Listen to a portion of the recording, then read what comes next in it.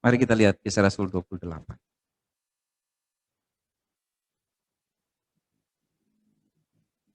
Ketika dia sampai di Roma, mulai dari ayat 11 sampai 16 itu, kalau saudara lihat, 3 bulan kemudian dia berangkat dari situ, naik kapal ke Alexandria. Selama musim dingin berlabuh di pulau itu. Dingin, saudara, dalam perjalanan ke Roma. Yang dia berdoa dengan ucapan syukur. Saya bersyukur setiap kali aku mengingat kamu. Maaf, saudara. Saya membayangkan ini. Ketika dia berharap terjadi sesuatu yang luar biasa. Saya pengen sampai di Roma untuk keadaan aman. Kemarin saya teleponan dengan satu ibu di satu tempat. Lalu dia bilang begini ke saya, Pak Sony, lagi ada pemilihan MW ya. Saya berdoa Pak Sony. Dan semoga di kami di sini ada PG yang akan menetap.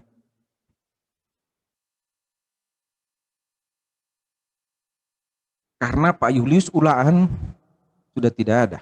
Bukan istrinya Pak Julius, karena walaupun istri Pak Julius yang menelpon saya juga. Lalu saya membayangkan bagaimana mereka di sana. Beberapa hari lalu saya terima surat di atas meja di sini. Lalu saya foto kepada Pak Yanto. Pak Yanto, ini ada surat. Masa sewa. Masa bayar sewa sudah selesai bulan Februari. Dan sekarang harus perpanjang gedung. Semoga dalam kehendak Tuhan. Itu yang kita bilang. Paulus pengen sekali sampai di Roma. Dalam kehendak Tuhan, ingat kata itu. Dalam kehendak Tuhan. Aku mengucap syukur kepada Tuhan. Dalam kehendak Tuhan, aku ingin tiba dan berbagi denganmu. Dengan kalian di sana. Tapi saudara, bagaimana Tuhan menjawab dia? Apakah, kan selalu bilang, ya tunggu tidak. Paulus ternyata bilang satu. Cukuplah kasih karuniaku bagimu. Ya. Apa yang terjadi? Dia sampai di Roma. Karena dia sebagai tawanan, saudara. Sebagai tawanan. Dan dia bilang apa? Dalam kehendak Allah, semoga dalam kehendak Allah aku tiba kepadamu. Dan dia ditangkap, bawa ke Yerusalem, dianiaya, lalu naik banding dan dia harus ke Roma. Dia harus ke Roma. Di Roma, di dalam perjalanan dari Roma, tergenaplah apa yang Tuhan katakan. Ananias, aku akan tunjukkan bagaimana dia akan menderita karena aku. Aku akan tunjukkan kepadanya bagaimana dia harus menderita, bagaimana Paulus harus menderita. Dan saudara tahu, Paulus tahu itu. Dia pernah berkata kepada jemaat, penjara dan penderitaan menanti aku. Tapi kepada jemaat di Roma dia berdoa, aku berdoa dengan ucapan syukur. Semoga aku tiba bersama-sama dengan engkau. Dan dia tiba, saudara. Sebagai tawanan. Dia tiba. Dia tiba, saudara, di Roma. Saudara lihat di situ. Ayat yang ke-14. Di situ kami berjumpa. Tadi ayat Kisah Rasul pasal 28, tadi saya baca ayat 11. Dari Alexandria pada musim dingin berlabuh di situ, kapal itu memakai laman Dioskuri, itu lambang dewa ya, dewa kemar. Kami singgah di Sirakusa, tinggal di situ 3 hari lamanya. Saudara bayangkan perjalanan laut. Oke? Dari situ 3 hari lamanya. Dari situ kami menyusur pantai lalu sampai di Regium. Sehari kemudian bertiuplah angin selatan dan pada hari kedua sampailah kami di Puteoli.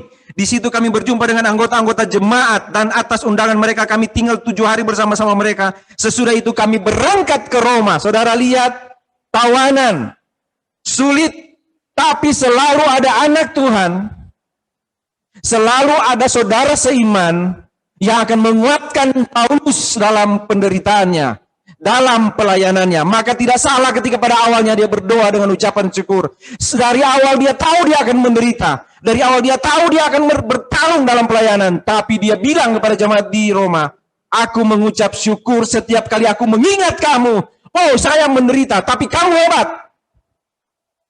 Kamu bagus. Saya mengucap syukur. Selalu ada orang bersama-sama dalam pelayanan. Makanya jangan takut. Tetaplah mengucap syukur. Jangan takut.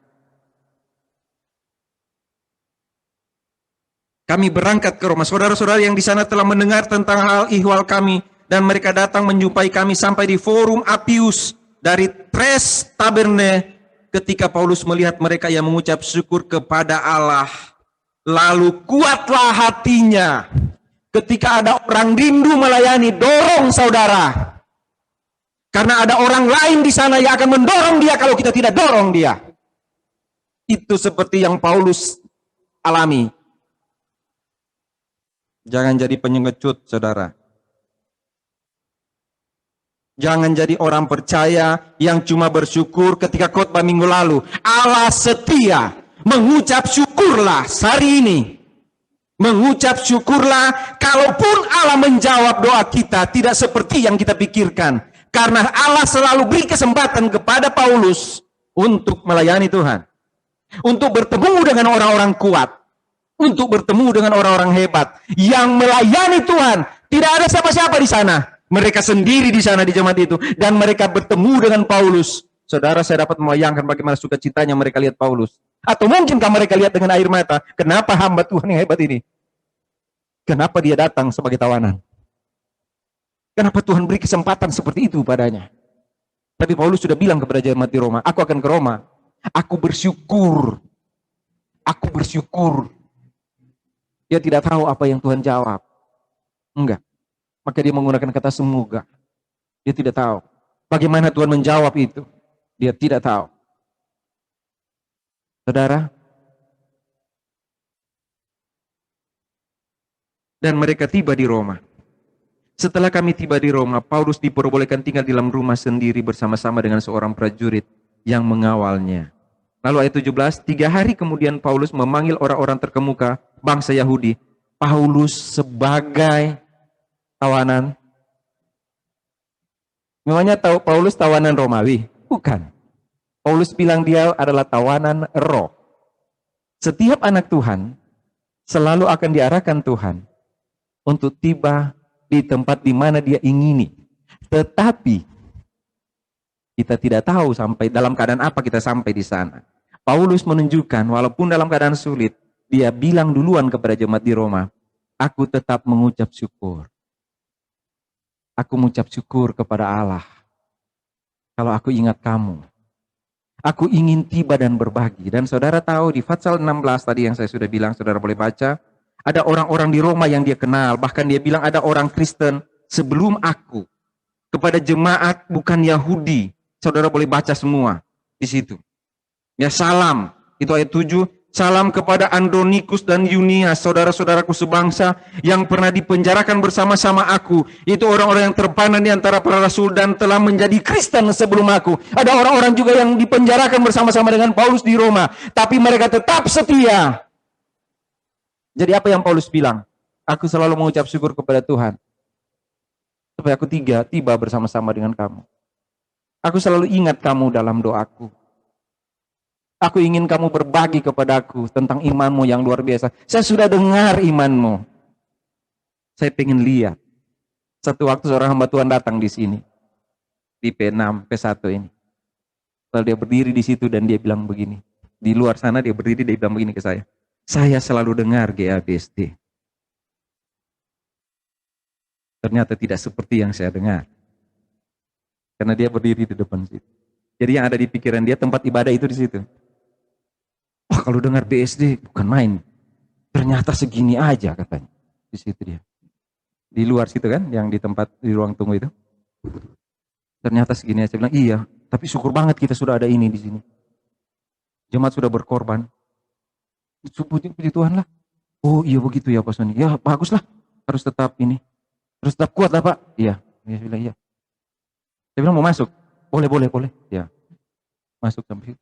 Jadi ini kalau ibadah di sini dibongkar ya. Ini kan ada. Ini dibuka ya. Oh enggak, di sini sekolah minggu. Saya bilang, oh lalu ibadah mana? Saya bilang, oh masuk sini. Lalu dia berdiri di situ. Dia bilang, oh. Saudara bangga nggak? Bangga nggak? Saya bilang dia, Bapak benar yang Bapak bilang. Nggak ada apa-apanya. Karena Gilbert di sana, ya, kita ini 400 juta kita bayar per 3 tahun. 400 berapa Mas Yanto? 450. Per 425 untuk 3 tahun. Gilbert 1 M, jadi lebih besar lagi. Ada lagi Gultom di sana. Jadi kalau ini kecil benar kok. Saudara bangga? Nggak perlu. Karena kita bukan jemaat Roma. Iya kan? Tetapi setiap kali kita punya kerinduan, mudah-mudahan kita selalu punya kerinduan untuk melihat ada saudara seiman kita di tempat lain, yang semoga kita bisa lihat mereka, dan itu akan menguatkan kita. Ternyata mereka. Makanya saya bilang saya tidak suka sekali kalau ada orang jelekkan GAA. Benar-benar saya tidak suka. Saya kemarin baru bertelepon dengan seorang ibu. Dan saya bilang, ibu, kalau bilang Sony jelek, ya, kalau pergi dari GAA BSD, dan bilang Sony mengajar salah, silakan pergi. Kalau pergi dari GAA BSD, bilang GAA BSD jelek, saya setuju. Boleh pergi. Silakan. Kalau bilang Sony, tapi. Ya, tapi kalau bilang GAA saya nggak suka. Kenapa? Saya bukan mau bangga-bangga, tapi saya berhutang kepada GA. Begitu kalau Paulus bilang kepada jemaat di Roma, berhutang pada Tuhan. Saya berhutang, saudara. Kalau tidak ada GA, saya nggak jadi Sony sekarang. Nggak jadi hamba Tuhan saya. Nggak tahu jadi apa saya. Jadi mohon tolong. Kalau mau bicara tentang GA di luar, bila bisa dengan saya sajalah. Ya, oh enggak, saudara bukan saudara. Kenapa mesti ngomong ke saudara ya? bukan, maaf, sorry. Saya bilang ke ibu itu. Yang kedua, ada orang-orang tulus di GA BSD. Walaupun tidak kelihatan, mereka mungkin jelek-jelek, iyalah. Tapi ada yang tulus. Ada yang tulus di Luwuk sana, di Polowali sana, di mana ini ya? Ini ada Sidoarjo, ada di Sidoarjo, ada di Ambon, ada di Palembang. Udah pakai kirim ini lagi. Empe-empe. Ya. Oh, nanti kita akan ketemu ya. Kita sekarang baru ketemu di Zoom. Nanti ketemu dengan muka udah kayak Paulus saja itu. Saudara bangga kalau orang bilang enggak ada, tidak ada. Tapi Paulus bilang dia bangga pada jemaat di Roma dan dia sampai di Roma. Tuhan jawab kerinduannya sampai di Roma. Saya mau bilang pada saudara, adakah doa saudara kepada jemaat yang lain? Dan satu waktu saudara bilang, mudah-mudahan saya bisa ke jemaat itu supaya saya dikuatkan. Cuman itu tantangan saya dalam khotbah ini. Adakah saudara, adakah kita seperti Paulus yang berkata, ingat, kita kan selalu bilang, kita mengikuti teladan Paulus kan? Adakah di antara kita yang hari ini sesudah khotbah ini mau bilang kepada Tuhan, Tuhan saya pengen satu waktu kalau bisa ke Jayapura, Jaya itu kota ya, ke tempat lain. Nanti saya ingin berbagi di sana, saya ingin belajar dari sana. Adakah? Kita bilang, maaf, saya bukan Paulus. Karena Paulus Rasul. Kita bukan. Tetapi kalau begitu saya robah tantangannya di akhir khotbah ini. Maukah kita tetap mengucap syukur pada Tuhan dan menunggu jawaban doa kita? Sekalipun mungkin tidak seperti yang kita harapkan? Saya mengulang. Maukah kita selalu tetap mengucap syukur kepada Tuhan?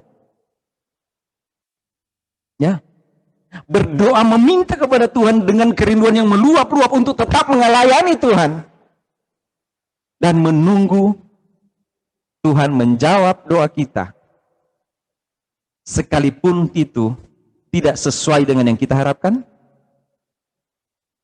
Saya ulang lagi, maukah kita tetap berdoa dengan mengucap syukur kepada Tuhan, meminta kepada Tuhan dengan ucapan syukur, dan menanti jawaban doa itu, sekalipun jawaban itu tidak sesuai dengan yang kita harapkan?